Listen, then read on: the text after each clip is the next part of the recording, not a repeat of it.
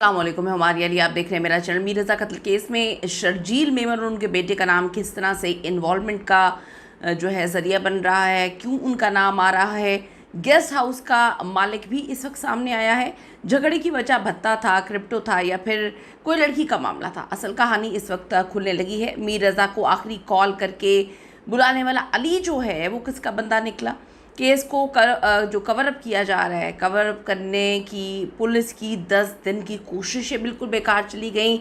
झूठी medical report इस वक्त ज़ाया हो चुकी है। शर्जील मेमन जो है उनके हवाले से क्या खबरें हैं, वो कहाँ पर पहुँचे, उन्होंने बड़ा अहम तरीन जो है कदम उठाया, क्यों उठाया है, उनको कहाँ से इन्वॉल्व किया जा रहा है और क्यों लोग बोल रहे हैं कि बड़े मामलात इधर उधर जाकर मिलना शुरू हो गए। अभी इधर उधर क्या है, आज की वीडियो में सिर्फ बात करने की कोशिश करते हैं। रिक्वेस्ट है चैनल को सब्सक्राइब करें, हमें आपकी सपोर्ट की ज़रूरत है, वीडियो को आखिर तक ज़रूर देखना है। कराची का हाई प्रोफाइल केस मीर रज़ा कत्ल केस की तहकीकात में अहम तरीन पेशरफ सामने आई है। पुलिस से तफ्तीश के दौरान गेस्ट हाउस की मलकियत से मुतालिक कुछ अहम तरीन दस्तावेज़ात जो हैं वो हासिल की हैं, जबकि पुलिस वेरिफिकेशन हुई है उसमें जो मौजूद किरायानामा है वो भी इस वक्त सामने आया है। मीर रज़ा कत्ल केस की तहकीकात में सामने आने वाली जो दस्तावेज़ात हैं वो बड़ी इंपॉर्टेंट है, बल्कि मैं कहूँगी काफ़ी चीज़ें उससे आयाम भी हो रही हैं। उसके मुताबिक गेस्ट हाउस के लिए मकान लियाकत नामी शख्स ने किराए पे हासिल किया था। ज़राए के मुताबिक मकान 349C ताहिरा सुल्ताना की मलकियत, जबकि मकान मालिक जो गेस्ट हाउस के मालिक हैं इनके दरमियान होने वाला जो मुआहदा है वो पुलिस के सामने जो टैक्स वगैरह में जो है वो मौजूद भी है। ये केस बहुत ज़्यादा पेचीदा हो रहा है, या इस केस में कुछ बड़ी मछलियां जो हैं उनको बचाने की कोशिश की जा रही है। जब आप किसी को बचाने की कोशिश करते हैं तभी मामला उल्ट पुल्ट होते हैं। ये अब केस सीधा नहीं रहा, क्योंकि पहले दिन से इस केस को ख़ुदकुशी पे डाल के केस को बंद करने की कोशिश, इस हद तक झूठी मेडिकल रिपोर्ट्स बनाई गई, फैमिली को प्रेशराइज़ किया, फैमिली को डराया गया कि तुम अपने बेटे के लिए जो है बैठ के अब दुआएं करो, उसकी मग़फ़िरत के लिए दुआ करो, उसने तो जो है अपनी जान खुद ले ली है। काफ़ी चीज़ें गंद घोलती हुई हमें इसमें नज़र आई और पेरेंट्स भी इस बात को मानने के लिए तैयार नहीं थे कि हमारा बच्चा ख़ुदकुशी कर सकता है।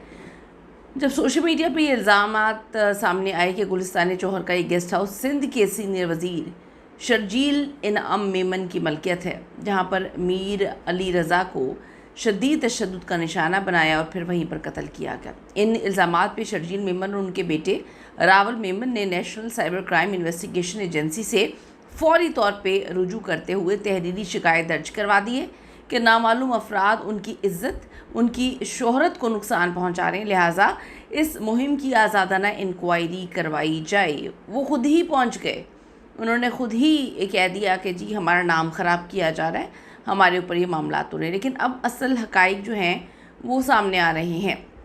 मीर रज़ा कत्ल केस में मकतूल की लाश को तेज़ाब तक से जलाने का इंकशाफ हुआ है। फॉरेंसिक लैब भेजी गई शर्ट में मालूम हुआ है कि रज़ा के हाथ और चेहरे पर तेज़ाब फेंका था, यानी कि कातिल जो है वो पूरी प्लानिंग से उसने न सिर्फ कत्ल किया बल्कि अज़ियतनाक मौत दी, दर्दनाक मौत दी। और मरने के बाद भी आप देखें कि उसकी बॉडी के साथ कितनी बेहुरमती की गई है। तेज़ाब फेंकने का मकसद शनाख्त को मिटाना था ताकि कोई इसे पहचान भी ना सके।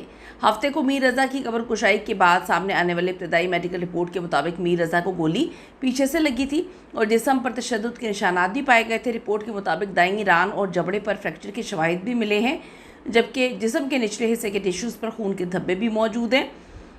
इसके साथ साथ मीर रज़ा ने के जो कत्ल होने से कबल एक रात थी, 2 अफराद से उन्होंने टेलीफोनिक रब्ता भी किया था, गुफ्तगू की थी, जिनकी तफसीलात अभी पुलिस को मिली है। मीर रज़ा ने 28 जुलाई की शब 3 कॉल्स के ज़रिए 2 अफराद से बात की। मीर रज़ा ने रात 2:13 और 2:16 पे अली नामी शख्स से बात की, जबकि उनकी आखिरी फ़ोन कॉल दोस्त अब्दुल्ला ने रिसीव की। मीर रज़ा और अब्दुल्ला के दरमियान 3 मिनट से ज़ायद गुफ्तगू हुई। तफ्तीश के दौरान मीर रज़ा के मोबाइल फ़ोन पर आने वाले आखिरी 8 पैगामात की तफसीलात भी हासिल कर ली गई है। ज़राए के मुताबिक ये पैगामात रात 4:20 से 4:22 के दौरान मौसूल हुए, ताहम मीर रज़ा ने इन पैगामात का कोई जवाब नहीं दिया। तहकीकाती टीम ने मीर रज़ा से आखिरी फ़ोन कॉल पर बात करने वाले अफराद और जो आखिरी पैगामात हैं वो जो भेजे गए हैं उनसे भी तफ्तीश करने का फ़ैसला किया है, जबकि उनके 28 जुलाई की मुकम्मल जो नकलो हरकत है, राब्तों का भी दोबारा असर जायज़ा लिया जा रहा है। दूसरी जानिब तफ्तीशी ज़राए का कहना है कि गेस्ट हाउस से 6 अफराद पुलिस की हिरासत में इस वक्त हैं, जिनमें से मीर रज़ा केस के हवाले से उनसे तफ्तीश की जा रही है। पुलिस के पास गेस्ट हाउस की कुछ सीसीटीवी फुटेजेस भी मौजूद हैं।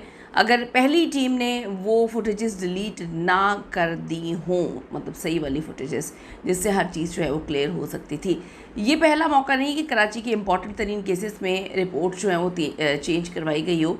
बहुत बार, बल्कि मैं कहूँगी सॉरी, हर बार कराची में ऐसा होता है कि कराची में कोई ना कोई ऐसा बंदा निकल आता है, बड़ी तगड़ी मछली निकल आती है कि पूरे के पूरे केस को बच्चों की तरह चेंज करवा रहे होते हैं। पूरी दुनिया को पता चल रहा होता है, लेकिन बस वहाँ पे पुलिस आंखें बंद करके केस को तब्दील कर रही होती है जैसे कि सब बंधे हैं। 2000 केस में भी आपको पता है बच्ची की उम्र बढ़ा दी गई थी, शर्जील मेमन की बॉटल से शहद निकल आया, लेकिन इस बार बॉटल में जो है वो शहद था या कुछ और था, इस पर तो आने वाला वक्त ही बताएगा। लेकिन चीज़ें मैं आपको सही बता रही हूँ, चीज़ें सही नहीं हैं, चीज़ें काफ़ी हॉरेबल हैं, चीज़ें काफ़ी ज़्यादा कॉम्प्लिकेटेड कर दी गई हैं। चीज़ें ऐसी हैं कि जो वज़ीर दाखिला सिंध ज़िया लंजार हैं, उन्होंने कहा है कि मीर रज़ा कत्ल केस पर जुडिशल कमीशन बनाने का फैसला किया गया, पुलिस सर्जन डॉक्टर समिया की वजह से सिंध हुकूमत की बदनामी हुई है।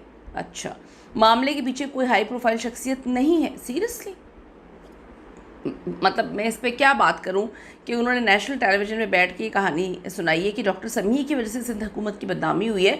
डॉक्टर समिया की वजह से सिंध हुकूमत की बदनामी हुई है, या फिर जिसने गलत पोस्टमार्टम कर कर पूरी दुनिया के सामने पाकिस्तान का सर शर्म से झुका दिया कि तस्वीरें देखकर पोस्टमार्टम किया जाता है, उनकी वजह से हुई है। और पीछे वो कहते हैं कि कोई हाई प्रोफाइल शख्सियत नहीं है, ये तो चोर की दाढ़ी में तिनका ही है। जब आप कहते हैं कि कुछ ऐसा नहीं है तो पीछे बहुत कुछ ऐसा होता है। कीमती राय ज़रूर दीजिएगा इस हवाले से, कौन सी बड़ी मछली है जो सारे पानी को गंदा कर रही है। See you in the next video. Allah ने के बाद।